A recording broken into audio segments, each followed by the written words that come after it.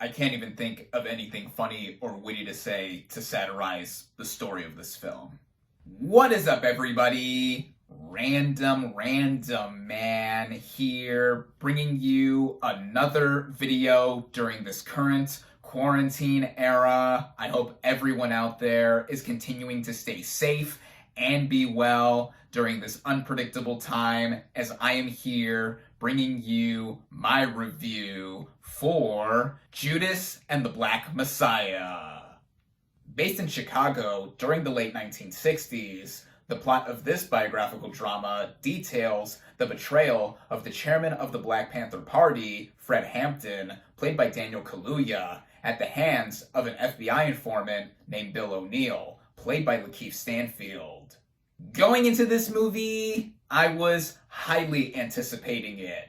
All of the buzz that came out of it, for those that were able to see it early last year, and even just recently with its premiere at this year's Sundance Film Festival, there was awards buzz all around it, and recently it has picked up nominations at the Golden Globe Awards, SAG Awards, and Critics' Choice Awards, specifically for Daniel Kaluuya's performance as Fred Hampton. On top of that, it also starred Lakeith Stanfield, an actor who I've come to grow and really love over the last few years I've been following his career. Speaking of Stanfield, starting out with the cast and their performances, we have him as FBI informant Bill O'Neill. A lot of attention is being given to Kaluuya's performance, which I will get to in a moment, but I would be remiss if I didn't mention Lakeith Stanfield first as this character, who is the title metaphorical Judas in this story. He plays this role to a very opposite extent of what Kaluuya does with the more flashy material he is given in playing Hampton. Basically, Bill O'Neill is a petty card thief who also goes around impersonating a federal agent. He is arrested and given an out by the FBI to infiltrate the Black Panther Party and get close to Fred Hampton. On the one hand, what this character did and what it would eventually come out of with the title betrayal of Fred Hampton is so malicious and evil. Yet on the other hand, it is something that you see with Stanfield's performance has a lot of remorse and a lot of turmoil within him, because he is getting in so deep with the Black Panthers, but he also does not have an out, even with the FBI giving him an out in not serving time for what he had done before. This is without a doubt the best film performance I have seen Stanfield give thus far, and I have been championing this guy since 2013's Short Term 12, where he gave a great supporting performance in that film, and across the last several years he has shown up here and there in some films, including 2017's Get Out, where he uttered the title in a very iconic scene, and it also involves his co-star Daniel Kaluuya. And speaking of Kaluuya, who gives him a little bit of a reunion here in Judas and the Black Messiah, let's get into him as Fred Hampton. This is an electrifying performance, to say the least. A lot of attention, as I said, has been given to his performance as the chairman of the Black Panther Party in Illinois specifically, and he also gives a career best turn here. A lot of this does have to do with the big moments that Kaluuya has as Hampton in channeling his mantra whenever he has to give a big speech in front of his fellow Black Panther members and other people involved in his cause. Yet I think it's the subtle moments too, like Stanfield's performance as O'Neill, that stand out, because both of them channel each other within parallels of what they are going through inside and how they are just trying to do what they have to do, whether it's how nervous O'Neill is in trying to get deeper and deeper within the Black Panther Party, or Hampton knowing that he has a target behind his back at all times, and he has a big platform to really make about a lot of change, despite how everything around him has a lot stacked against him. But his passion within him never dies. The supporting cast in this film are also outstanding. It includes Dominique Fishback as Fred Hampton's girlfriend. I thought she was fantastic here. There's Ashton Sanders and Algie Smith as two other members of the Black Panther Party here.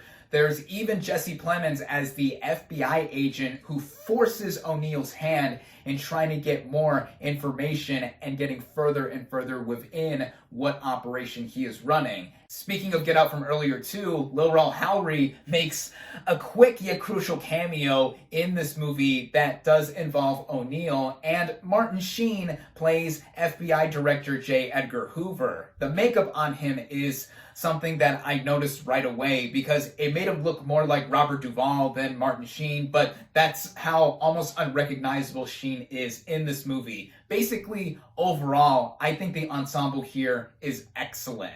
The writing of this film approaches the material as an untraditional biopic. It is unconventional in the sense that the way it is set up and structured does not follow a typical story where we see just the life of somebody play out.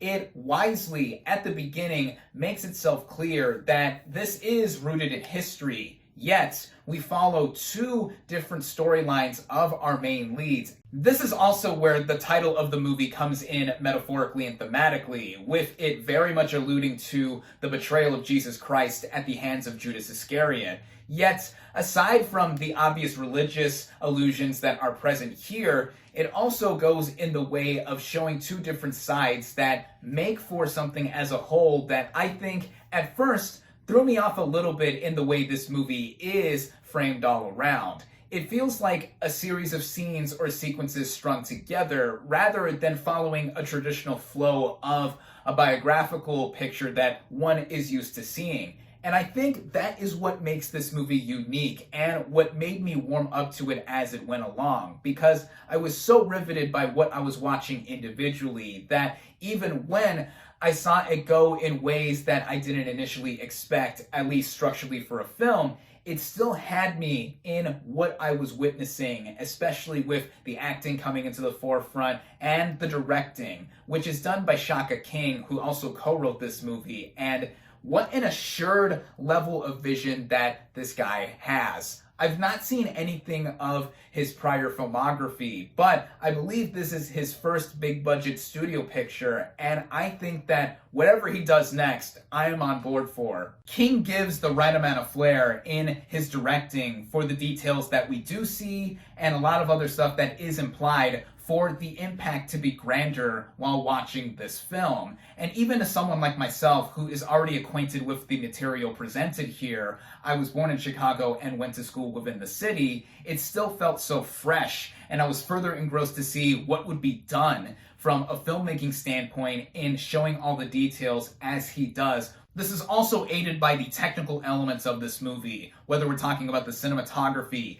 the editing, the original score, the music I have to give a shout out to specifically, like the original song by Her. All of these details put together gives this movie not just a sense of style, but it also sets it apart from other movies like it. And even at just over 2 hours in length, the movie had my attention consistently. All in all, I think this is an urgent/brutal biopic that everyone needs to see. And seeing how timely this movie is to what has transpired within the last year, and even considering how far removed we are from the events of this movie, and a lot of it still being relevant to what is going on today, it makes it even more of an important watch, even in comparison to something recent like the trial of the Chicago 7.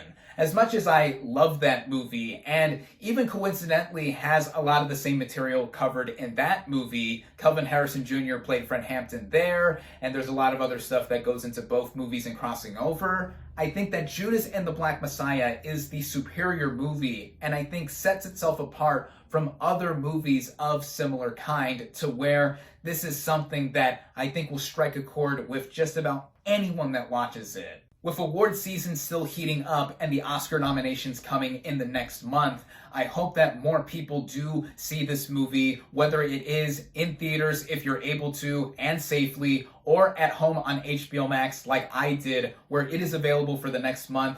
Anyone and everyone should see this film. I loved Judas and the Black Messiah. I highly recommend it.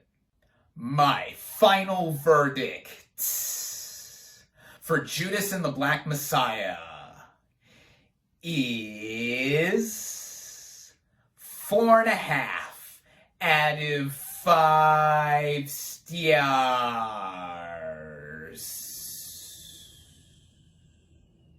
Thank you all, as always, for watching. Be sure to like this video, comment on what you thought of Judas and the Black Messiah. Social media links in the description. Subscribe to my channel for more, and I'll catch you on the next movie review.